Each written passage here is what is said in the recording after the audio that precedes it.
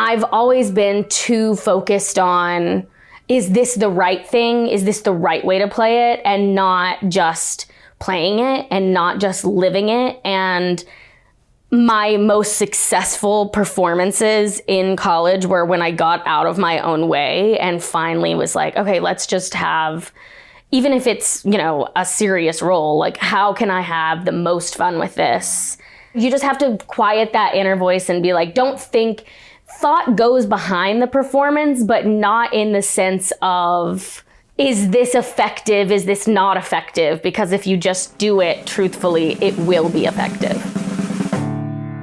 Filmmaker Magazine presents Back to One with Peter Rinaldi. Astrid Rotenberry is an actor. She sat down with me on the Upper West Side of Manhattan to talk about the work. Astrid, when did you realize you were an actor? I was 8, I think, and I had been in a couple school plays when I was younger than that, like kindergarten, first grade, literally just the plays that everybody has to be in. And I remember I played a villain who stole Christmas, like wanted to steal Christmas from Santa. And I had a really great time doing that. And my parents thought that I should be auditioning for plays at home. And I grew up in a small town, so, the extent of you should be an actor was in the local community theater. And I auditioned for Barbara Robinson's Best Christmas Pageant Ever. I don't know if you're familiar. I heard that name, yeah. And I wanted the role of Gladys, who is like the spunky youngest sibling. It's about like this really poor family in this town. And they basically, somehow they end up in the church's Christmas pageant, and everyone's like, well, we don't like this family because they're trash.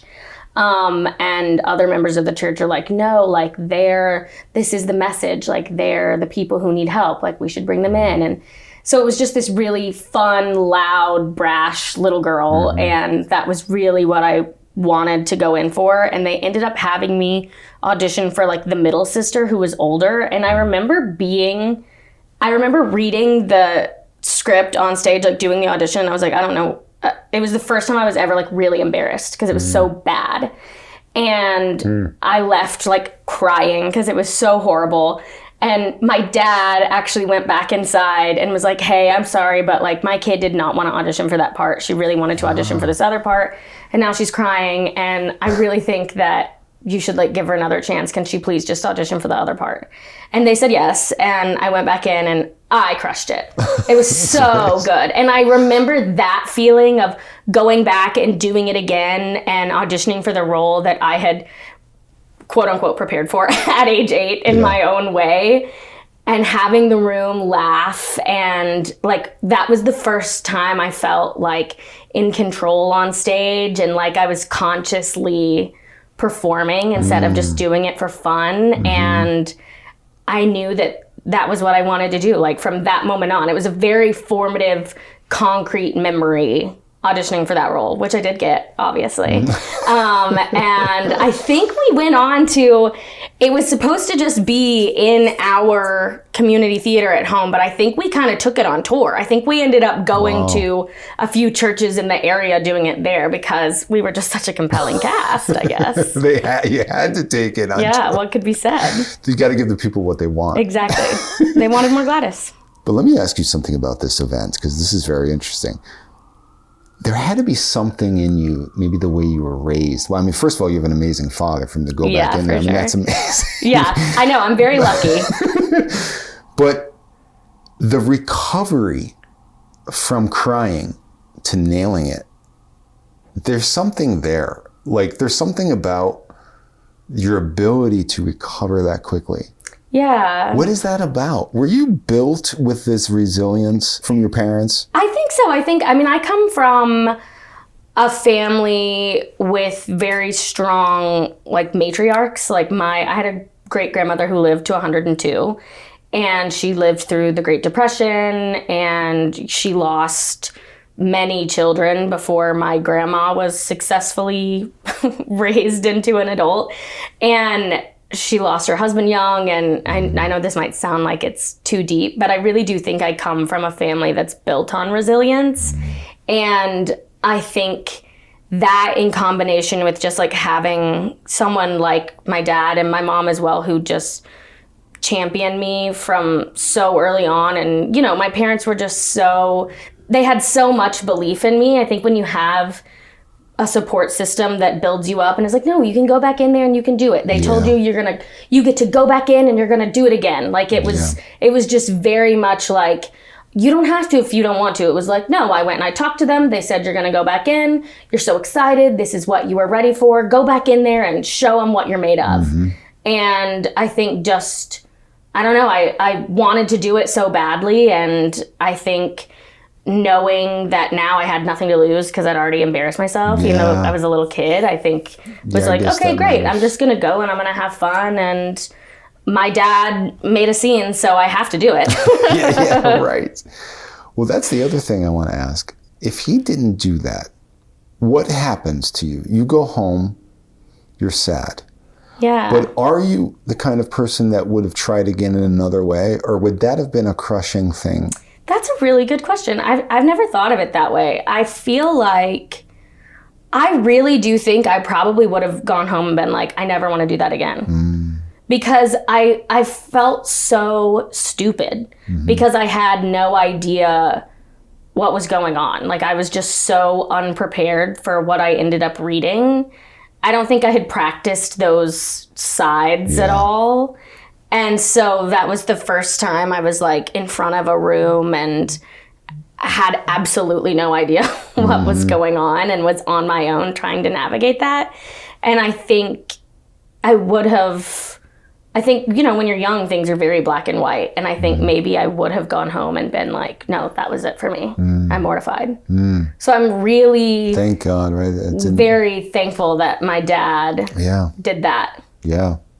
So what did you do then after that? When you have this thing, you nail this, you go on a little tour of this, you have a good time, like, you know, you basically brought it to the success that was required, you know what I mean? And then did that just fuel this on? Did you think like, okay, I have to find another opportunity like this? Or were you actually thinking about bigger things and getting out of your small town already? Where I come from, the idea of getting to act professionally is so unheard of that the thought of leaving home to really pursue acting wasn't even an option.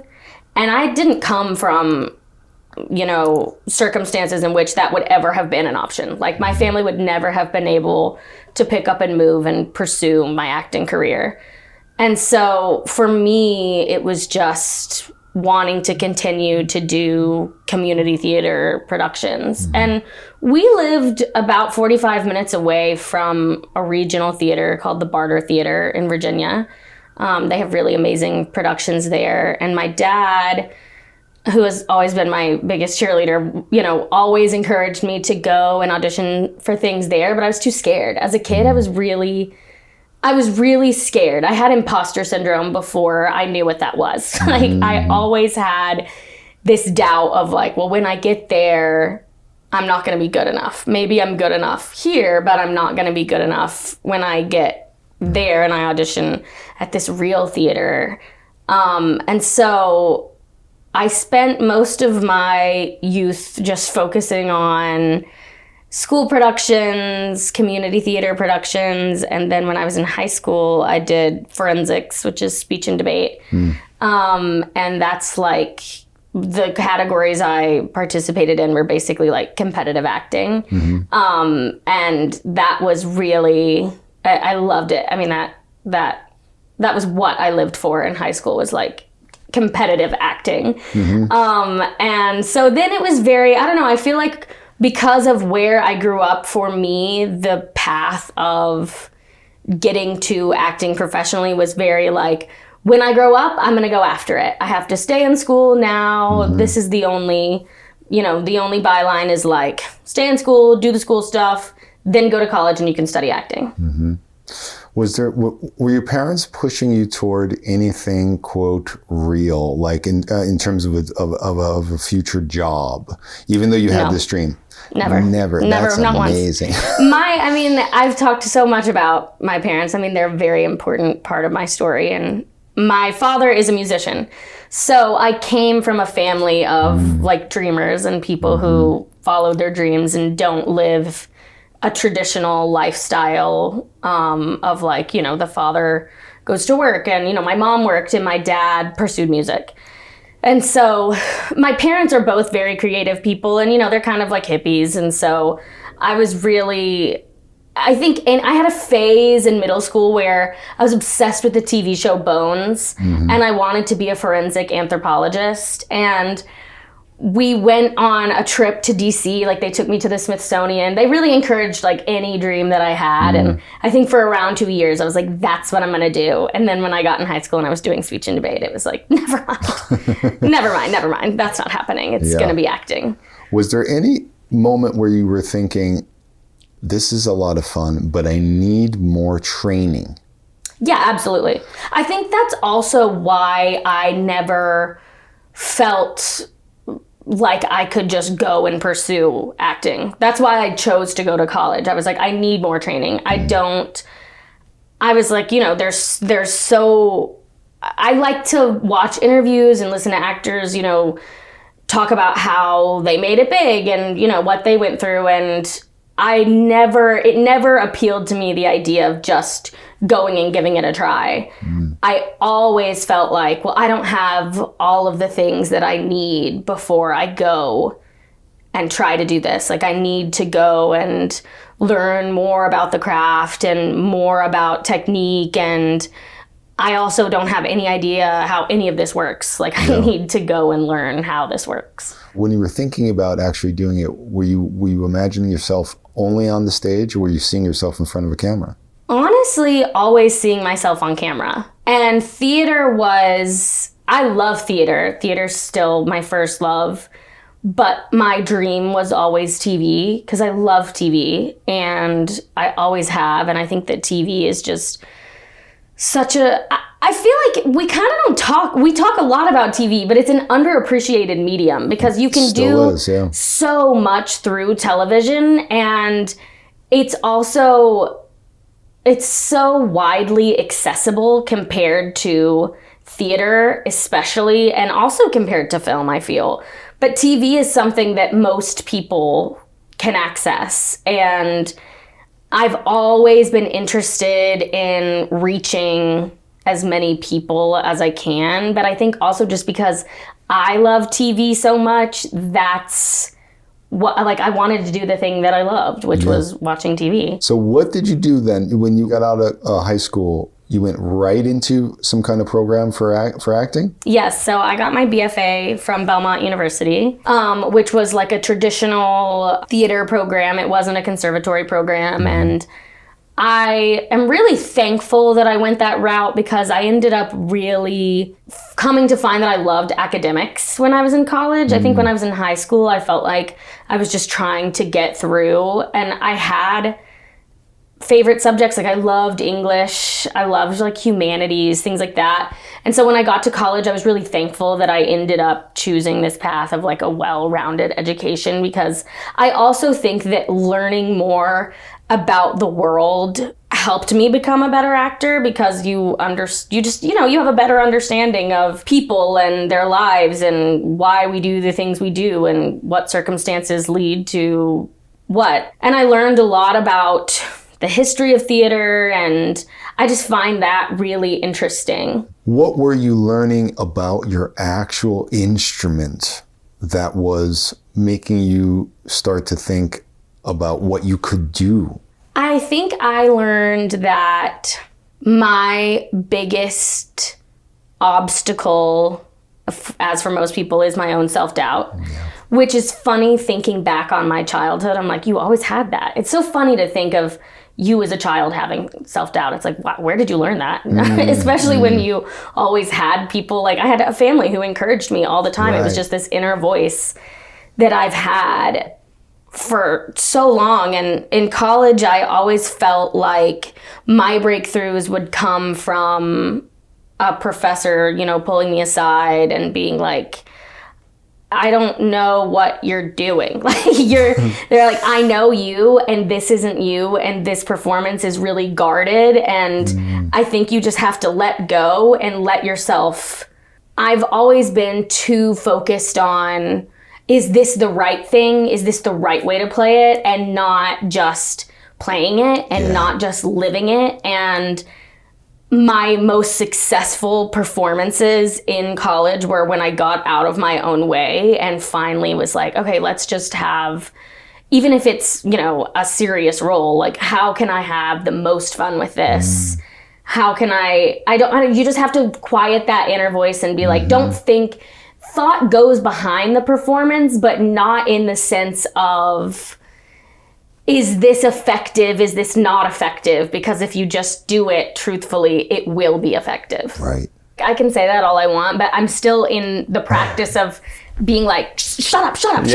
Every single day, every audition I do, I still have to remind myself, stop worrying about if this is what they want, if this is not what they want. I think it also gets muddied when you have done an acting program. I think sometimes you can get in your head because you're like, well, here are my tools. This is how I prepared.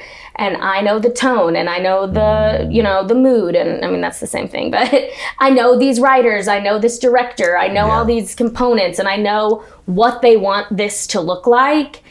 And it's tough sometimes to get out of your head when you're like, well, this is the world that it needs to live in. How do I make my choices for this world and still do the performance unconsciously on a certain level?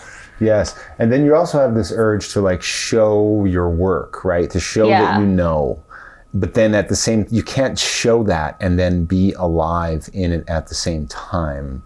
And that's a hard thing to learn too. It's almost like you have to really let everything go. You do. I really feel like the auditions that I've booked are the things where I haven't been, I don't know, did I have a good button at the end? Also because with self-tapes, I think you have so much time to do it and to edit and to go back and do it again that you get tempted to overcook it. Right. That is so well put.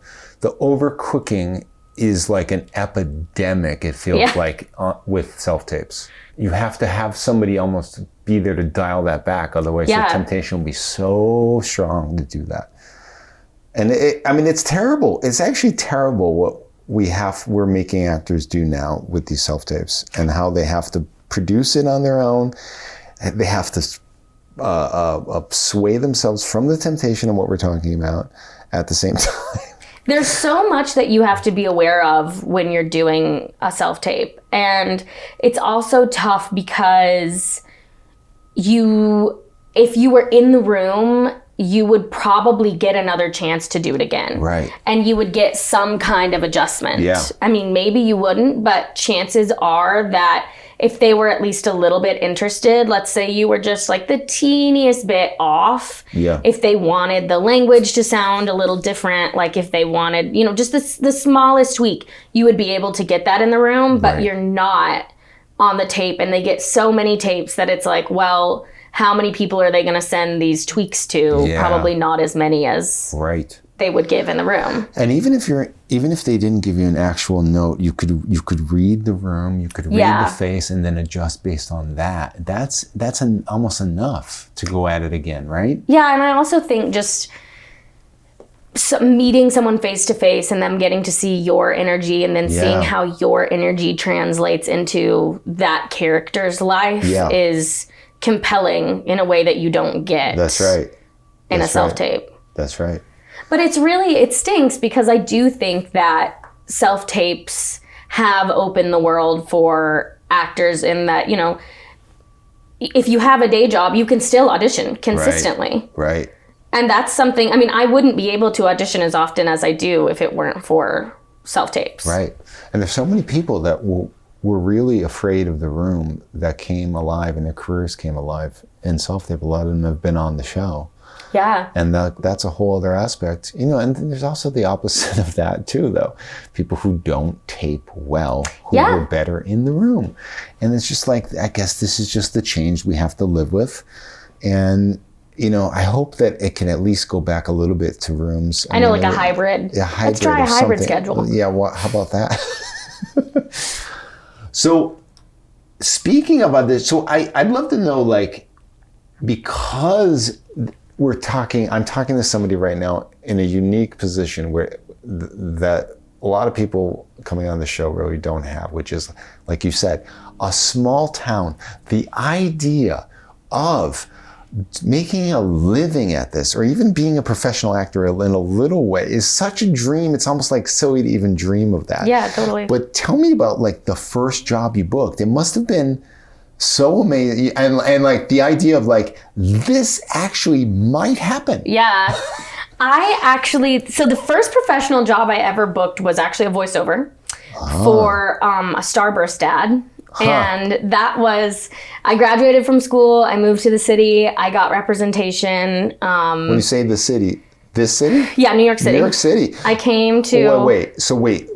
I skipped a step. You skipped a few steps in my story. I want to hear about coming to New York, though. Okay, should we go back? Should we backpedal to that? I think we need to backpedal. Okay, let's backpedal. Because that sounds like a big decision. It was a big decision. So this is, I should have brought this up earlier.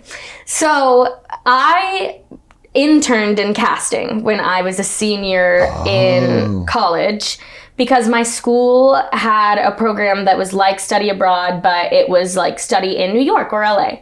And I knew since I was in high school that I wanted to move to New York someday, but I made a conscious decision not to come to New York for college because I was too scared. It felt like the biggest jump in the world to go from where I grew up to New York City. And I'm glad now that I, listened to myself and that I did that, because I do think it would have been too difficult at 17. But when I was a senior in college, I came to the city. My school had a program where we lived in like university housing, and then you found your internship on your own. And I chose to intern in casting because I had a friend in my theater department who had done it a couple years before me. And I'd heard such great things about The Office, and she just had the best time, and she got to work as a reader. And I was like, that's what I want to do. Like, that seems like the absolute best thing I could do right now at this point in my life, would be to go to New York and to get in the audition rooms on the other side and to see what's going on in there and what conversations are being had and what's making one audition stick out over the other. Why doesn't everybody think this? I know, it's really... Isn't that weird? It's funny because at the time, I was just like, yeah, I'm going to do this.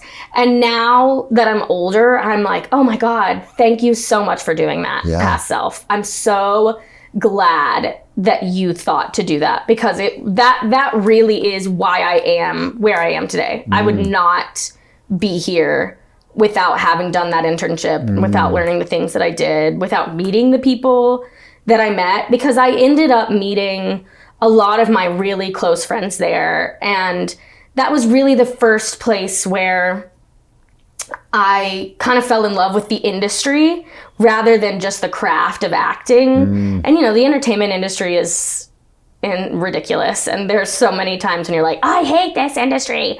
But it is this really cool, miraculous machine at the end of the day. And being there taught me basically everything that I know about it in some form or another, by the people that I met or by literally the lessons I learned there, the rooms I was in. And so I did that for 4 months. My senior year, went back to school for a semester because I had been living here. I was like, okay, great. I know I can do it now. I know my way around. I know the subway. I know the areas. I worked in Times Square for 4 months. Like, I could tackle any subway station. I now know that moving to the city is feasible, and I'm not scared, and I don't feel like I would just be going in blind. Like, I have tools available to me when I get there. So then when I graduated, I moved pretty much directly after. I worked at home for the summer. I saved money. And then I came here, and I had been here, I think, around 6 months. And then I got representation, and 7 days later, everything shut down for the pandemic. Wow. And then I got into voiceover because of the pandemic, and my first booking was the Starburst ad. Wow. That's how we got there. So you actively kind of transitioned to voiceover because of the pandemic in a way. Yeah, it was very much because of the pandemic. And I haven't had the opportunity to do as much voiceover in the last couple of years, but that was the first, for a few years, the first couple years of my professional career in the city, what I was getting was voiceover. Interesting. I ended up finding new representation after the pandemic, and suddenly I was getting on-camera auditions. I see. So it was... The representation matters. It does matter, and I feel like what they don't teach you is that there are people who are wrong and right for you. And that doesn't necessarily mean that someone who is wrong for you is bad at their job. It just means that you all aren't a fit. Yep. Like, somebody can have rep that they love who you could be with, and maybe you don't love them, and that's fine. I don't think I realized that at that age, that there is a right place for everyone to be. I thought it was just kind of like, oh, well, if I'm here, then great. And I just think that's just the way it ended up happening. Was once I moved, I had more opportunities for on camera, and I booked my first co-star on American Sports Story, Gladiator. And that was really, really exciting, because that was my first, my dream was being on TV. And so I was like, okay, I finally did it. I finally got my foot in the door of TV. And it was one line, but it was like the most exciting thing that had ever happened to me. But when it's only one line and you go to the set, how crazy is that to be like, now it's time to deliver my one line? Like, were you spending like 3 days saying that line into the mirror? I think I found that I really have a knack for one-liners, which can be tough for people because it's so easy to overthink the line.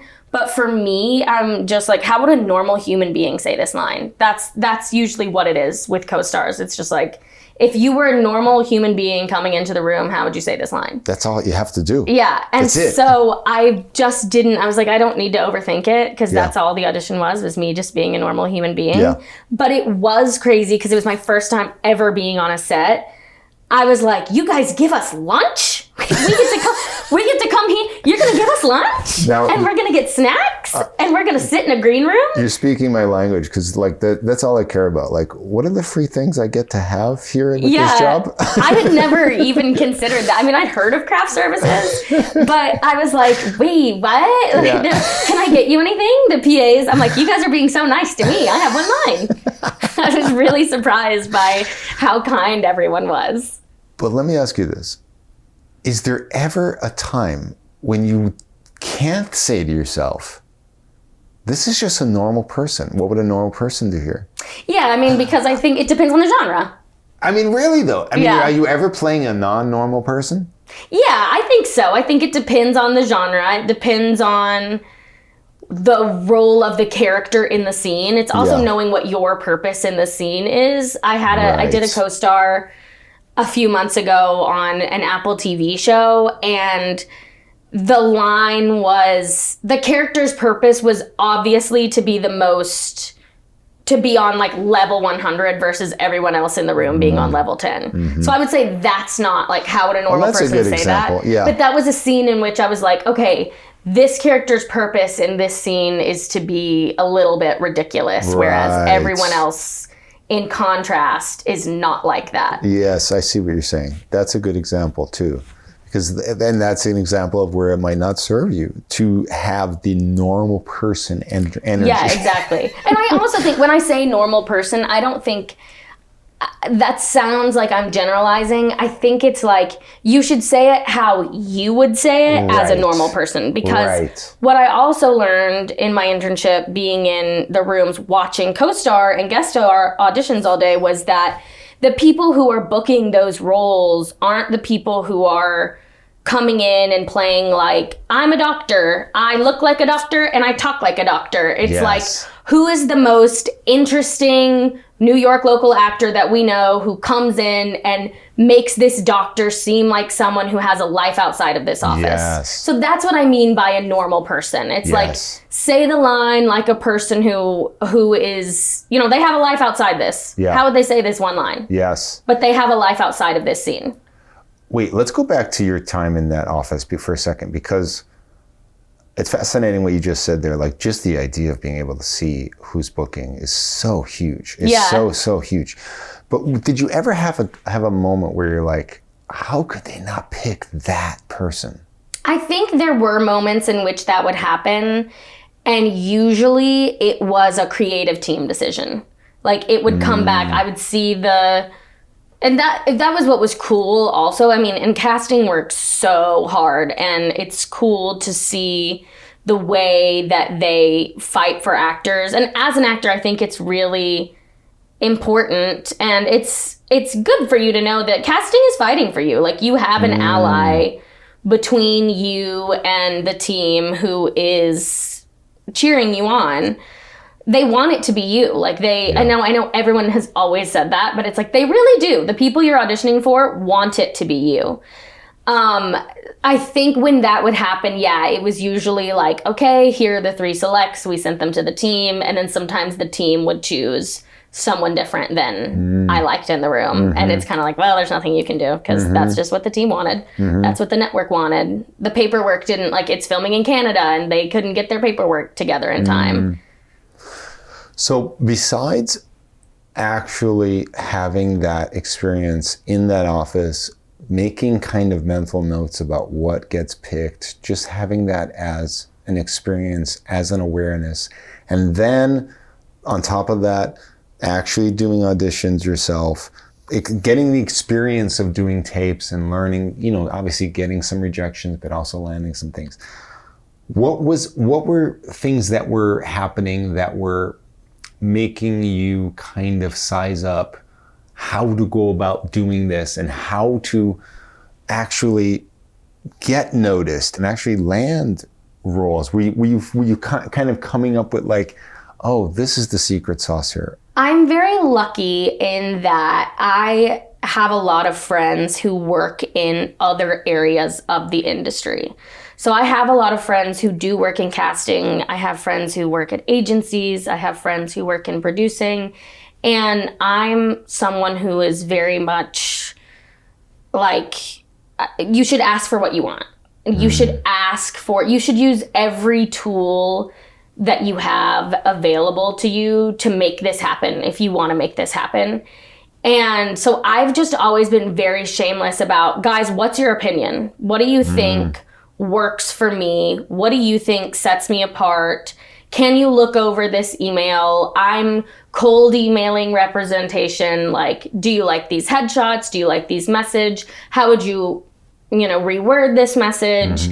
Who do you know? What have you heard? Like, I always did a lot of outreach on my own, but it was very much like, okay, what knowledge and insight can I gain going into this so that I'm not just shooting blanks? And I think that over the years, that is what has led me to where I am. Is I think I learned, I was learning like, well, this person is casting this and, you'd be good for this. Or I had friends who were like, knew of reps who were taking on new clients, or, this person just became a junior agent. This person just became a junior manager, stuff like that. And I also think just knowing yourself is a big part of your package as an actor. Like, what is it that sets you apart from everyone else? What is the thing that only you can bring? And I think owning that and me knowing myself and what makes me different. And then when I go into meetings, just being that person and going into auditions, just being me has been what the key to all of it is. Like, get all the information that you can and then just be yourself with that information. And that's like what my secret sauce has been, I would say. Everybody rewind, listen to that part again. That is the secret. It almost seems counterintuitive, right? But it's not. Oh, you're trying to play somebody else? Why am I going in as me? Why am I going in with me? But that's the amazing contrarian secret there. Yeah. That it's like you bring the part that is uniquely you. Yeah, and that's how you stand out and land the role of playing somebody else. It's different, because I think it's easy to hear that and think like, oh, I play myself. And it's like, no, you're not playing yourself. It's just that you and your unique point of view on the world and the way that you feel these feelings and the way that you empathize with this text, this scenario, this person, that's what makes it unique. The way that you live and process that world that you are playing in is what makes it unique. And I just have to say this, and I'm just thinking this out loud now, and I don't know if this is going to make sense, but it's almost like there is no other choice. Let me say why. Because if you make another choice and you try to do the quote right thing, it is distilled, it is weak sauce, because it is not coming from the source of you. Yeah, it's not real. It's not empty. real, and maybe there's a percentage where that kind of works because something else is going on. Maybe, you know what I mean? But you're automatically diluting it. If you access it from the source and you present the source to it, that may still get rejected. Yeah, I am not saying that, but that's your best bet. Yes, exactly. Sometimes you're just not right. It's not about doing it right or wrong. It's just that sometimes your essence is not right for what they're looking for. Yes. And not even not right. It's just like, that's just not the essence that they wanted for this or that this story is asking for. That doesn't mean that it was bad, but that's why like acting is so personal, because it really is the way that you bring that person to life. And sometimes that's just not the world of the story that is being told. Yeah. When something like this character in His and Her comes along, are you already thinking like, oh, this is a juicy kind of character? Or are you thinking, oh man, I don't want to spend like at least the first couple days being bullied? Like, I've never been someone who really cares about like, I don't know, the way that it looks or the way, like I'm just so excited to do it that there's never anything where I'm like, oh, I hate that I have to be seen like that. It was always very exciting, especially because I think she has such an interesting arc. And I think that her being bullied is such a big part of who she is and why things turn out the way that they do. And so I think it was really exciting to dig into the human part of her, the really sad part of her that existed in those moments. And it's amazing that you could be able to, in limited time, kind of play in that water, and it affects us. And I think it's one of those things where it's like, you run the risk, and this is a huge compliment, you run the risk of being so good that we don't even think of it as acting. So what was this audition like, though? Did you know the arc of this character even in the audition? I did not know her arc in the audition. Yeah. In the audition, my audition scene was actually the cafeteria scene, which is like the big bullying moment. Right. And then there was another scene that was cut, which was her actually meeting the girls. She'd met the girls, but it was her meeting Anna for the first time, which I think informed a lot for me, because it was her meeting Anna for the first time, and she actually introduces herself to Anna, the main character, and it just kind of, I don't know, showed me like she lives in this world in which she's not seen and she is not understood and she doesn't really have anyone, and she's bullied relentlessly by these girls every day, but there's a new girl at school and she still has hope. And I think that was what was really compelling about her to me, was that even though she has faced this bullying for God knows how many years, because she grew up with these girls, she still has hope that there's a place where she belongs and that there is someone who will see her as a whole instead of just her parts. It's so amazing that you could look at that and see that and then be like, okay, I'm going to play with this when the cameras are rolling and show that in, like I'm saying, in limited time, but you're able to do it because that's what's required. I mean, you had been on a number of sets already before this. Were you thinking though, am I going to be able to have enough time and have the apparatus kind of allow me to perform this?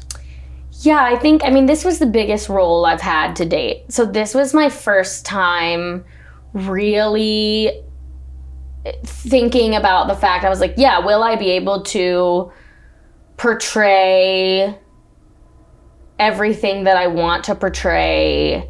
And make it nuanced, like you're saying. And make it nuanced, and I don't know. It was my first time like doing a performance that was like, I'm really performing. I'm really doing this, and I'm not on stage. Like I don't have time to workshop it. Like we are doing a couple rehearsals. We're gonna do an on-camera rehearsal, and then we're gonna do it. Yeah.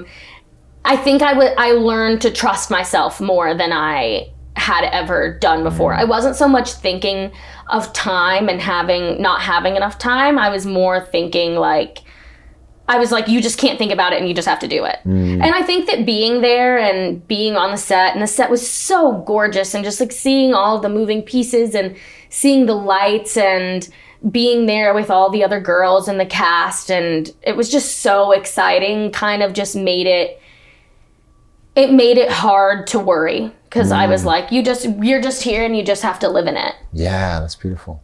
Are you the kind of person that wants to like these fellow actors, even though especially in the early scene, you don't like them? I'm very different from Catherine. I'm not afraid of talking to anyone. Like I love meeting new people. When we first met, because we met on set, we had our fittings the same day. We hadn't, before we filmed anything, this was like our first time meeting. One of the PAs was like, maybe you girls could meet up in someone's trailer and all get to know each other. And, it's the first day and everyone's kind of shy. And I was like, yeah, let's all come to my trailer. We'll all come and hang out. So I'm very much the type who wants to be friends, because I'm like, you're spending so much time with each other and you're playing. And that's what's fun, is you have this relationship with the people around you. And then I think you have this trust where when you're on camera and you're doing it, it's like, okay, and now we feel safe to play with each other. Yeah. So you're the kind of person, because I think that's interesting, right? You're the kind of person that realizes that the trust is more valuable to me than a replica of the emotion that I have to portray. Meaning like, instead of just holding back and waiting for one of them to make the move and say, everybody go in the trailer, and like mimicking kind of like being quiet and I mean, still being yourself, but kind of mimicking this thing, and then somehow thinking that would help you and serve you in the scene. But that trust actually helps you in the scene. I just don't think that I don't see a world in which that would serve me, because like I said, so much of acting is being true to yourself. So much of being a performer is being true to yourself, that that would feel so false to me to just come on set and be reserved. And, you know, obviously there's a time and a place, but I think that just being open and, you know, I also think that coming from theater aids in that, because you're so used to cast bonding activities and being in rehearsals for weeks, and you become this family. So I think that coming from that background makes me seek that out. How was there anything else that was either helping you on set with this, or something you had to overcome on set? You know what I mean? Like, and of course, this not being your first time on a set, were you starting to get a handle on what you kind of need from people like a director or just creatives in general? I think I had to learn, like I said, the trust in myself, and learning, also trusting that the director will tell you if it's not good. Because it's you know, the self-doubt will come in again where I'm like, well, maybe, I don't know, what if I didn't get a note, so that wasn't right. You're gonna get a no if it's not good. If they want you to, and not even if it's not good, if it's not right, then they're gonna tell you that's their job. Yeah. And so I think learning to trust myself and also the powers that be, it was a big part of it. And I also think that when I would get a note, it was like, okay, it's the director's job to give you a note. You don't need to beat yourself up for getting a note. Because everyone's getting notes. That's what the director does. Yep. You don't need to feel like you're incapable because you got an adjustment. Right. Was it hard to know how the show ends and not be able to tell anybody? We can't even we can't even hint at it. I know. I think it's amazing. The ending. It was hard. It was really hard because people would ask, what's the show about? And I would say, it's a murder mystery thriller. And they'd be like, and what's your role? I would say, I'm a character who is a part of the lead's sordid past. There you go. And they would be like, well, what else happens? And I'm like, you'll just have to wait and see. Yeah, you're asking too many questions, yo. It was a lot of like, you'll just have to wait and see, and a little cheeky shoulder raise. You'll have to tune in when it hits Netflix. Yeah. So it's been really fun now hearing from everyone who was like begging for information, but I wouldn't give it to. That's gotta be fun. That's like seeing them react in real time has been really cool. You must be getting a lot of, what do the kids say these days? OMG? Yeah, lots of that. Gag. Like, lots of gagged. And then, oh wait, because there's so many twists. Yeah, there really are. So I've been getting a lot of, oh wait, like lots of, I texted too early.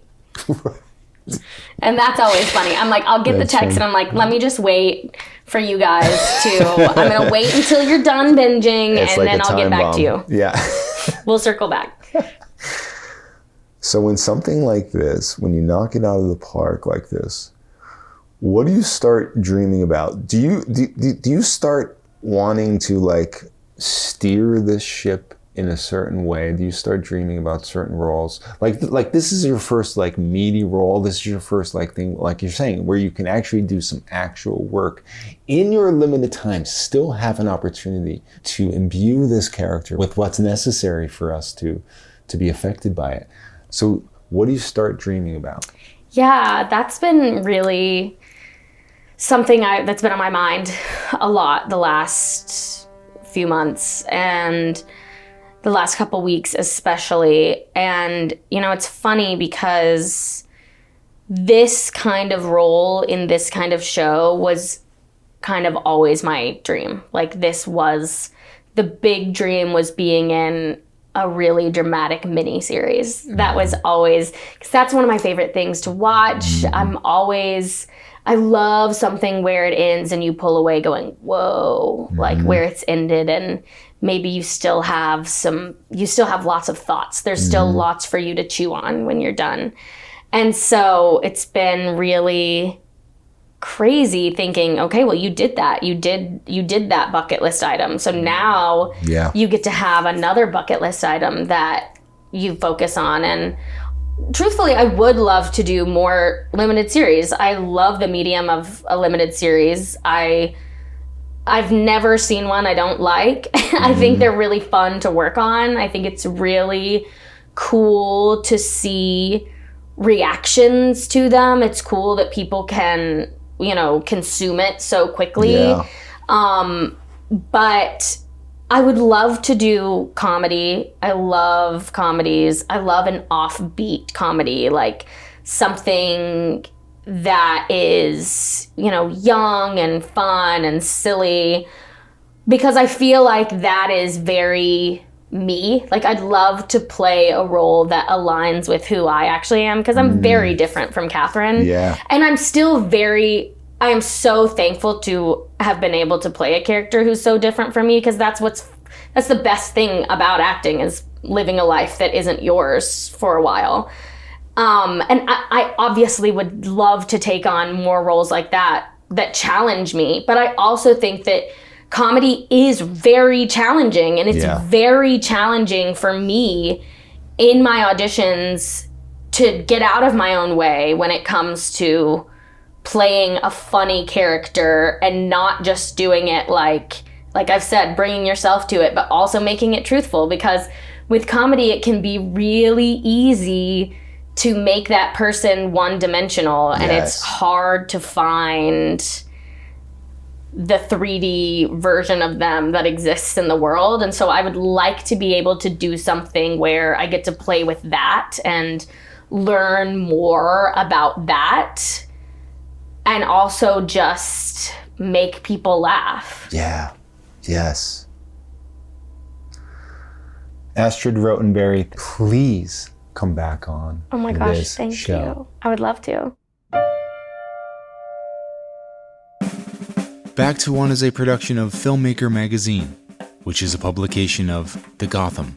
Listen to back episodes of this podcast at filmmakermagazine.com or wherever you get your podcasts.